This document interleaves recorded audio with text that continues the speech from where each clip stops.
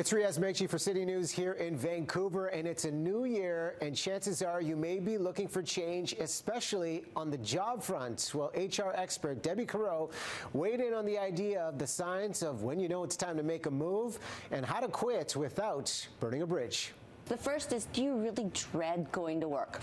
So we all kind of have days where we don't feel like going to work, but do you truly get anxious or depressed or stay up all night just thinking about, oh my goodness, I don't want to go to work tomorrow?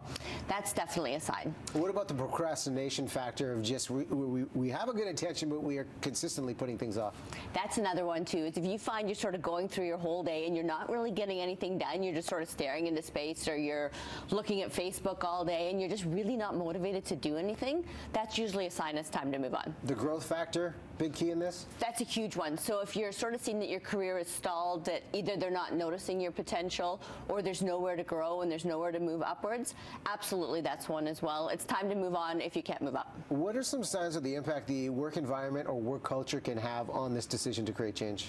So if it's ever negative, you want to get out right away. So if there's harassment, discrimination, bullying, I mean, the reality is it's not worth your health to risk. If it's a horrible, toxic work environment, you definitely want to get out. You also have some great advice on how to quit the job without burning bridges, and there's a whole board of tips, and we can bring these up to take a look and go through the list, because you want to end on a good note if it is time for a change. But take us through these of some of the key points. Perfect. So the first one is, make sure you tell your boss in person and put it in writing. So if you know you're going to resign, make an appointment with your boss to actually sit down and have a conversation about it.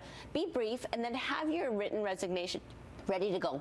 Not only is it common courtesy, but it's also important long after you and your boss are gone that there's a written record of when you worked there, and more importantly, that you left of your own accord. You know, this last note, if you can jump to it, asking for a reference when you leave, how important is it to get that reference letter in writing as opposed to saying, will you be my reference, and just have somebody call that boss, your current boss, when the time is right? So chances are they're going to call as well, but you really want the reference letter for a couple reasons. One is its documentation, so you do actually have the proof. And more importantly, more and more people are changing jobs today, so you really want to be able to find someone at that last employer. The biggest challenge we find is we want to contact a previous employer from 2, 3, 5 years ago. You call and no one remembers you there. So having that reference letter not only shows you have a good job, but it is that record in case you can't find someone.